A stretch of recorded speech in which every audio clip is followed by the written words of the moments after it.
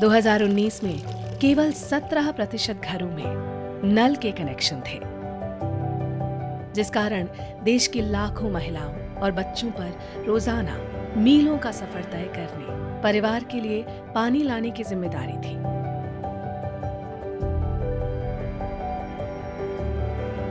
इन महिलाओं को इस कठिन परिश्रम से आजादी दिलाने और देश के हर ग्रामीण घर में नल से जल पहुंचाने के लिए जल जीवन मिशन की शुरुआत की गई। हर घर को जल कैसे मिले, पीने का शुद्ध पानी कैसे मिले, और इसलिए आज मैं लाल किले से घोषित करता हूं कि हम आने वाले दिनों में जल जीवन मिशन को लेकर के आगे बढ़ेंगे।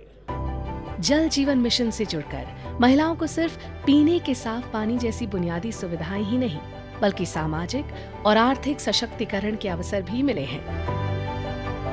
ऐसी कई महिलाएं हैं जो जल जीवन मिशन से जुड़कर देश के सामने मिसाल बनकर सामने आई हैं। ऐसी ही एक मिसाल है गुजरात के शिनाय गांव की पानी समिति सदस्य उषाबेन मलस्तर। कच्छ जिले के शिनाय गांव के लोग पानी की सप्लाई के लिए पड़ोस के गांव के ट्यूबवेल की लाइन से आने वाले कम्युनिटी वाटर टैंक पर निर्भर थे, लेकिन गंदला और खारा पानी होने के कारण ये पानी पीने के लिए सुरक्षित नहीं था। ऐसे में उषाबेन ने गांव की कुछ और महिलाओं के साथ मिलकर इसका हल ढूंढ निकाला।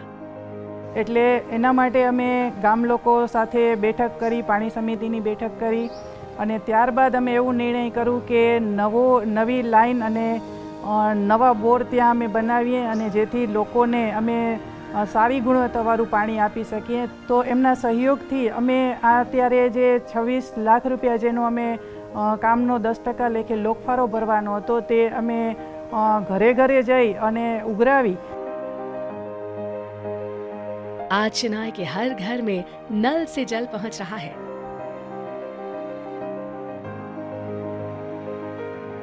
उषाबेन की अगुवाई में अब शिनाय के लोग गांव के पास के एक लगभग 500 साल पुराने बांध की मरम्मत कर उसको फिर से उपयोगी बनाने में जुटे हुए हैं, जिससे बारिश के पानी को इकट्ठा किया जा सके। उषाबेन सही मायने में एक वाटर वॉरियर हैं।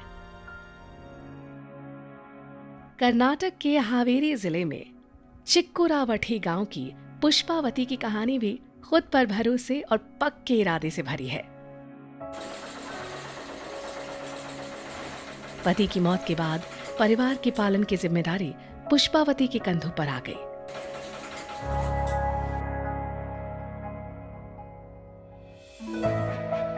ऐसे में पुष्पावती जल जीवन मिशन से जुड़ी और गांव की पहली वाटर वुमन बनी।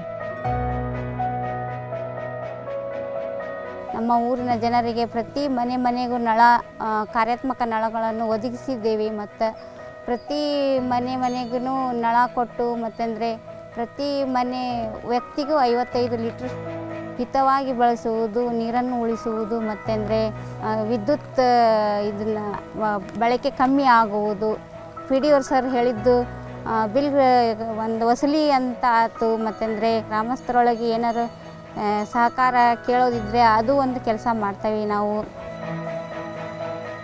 आज पुष्पावती पंप ऑपरेशन से लेकर सामुदायिक अंशदान इकट्ठा करने तक की सारी जिम्मेदारी बखूबी उठा रही हैं और अपने परिवार का बेहतर भविष्य सुनिश्चित कर रही हैं।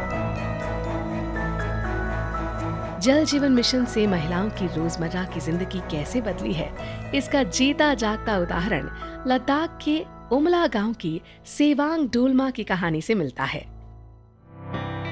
13,900 फीट की ऊंचाई पर बसे उमला गांव की एक अलग समस्या थी।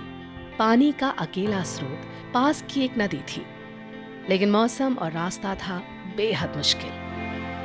Tadi tanahnya skala nampak jangan dan gunungnya yang suka dikure, tapi nak kure topo sana kaya nana.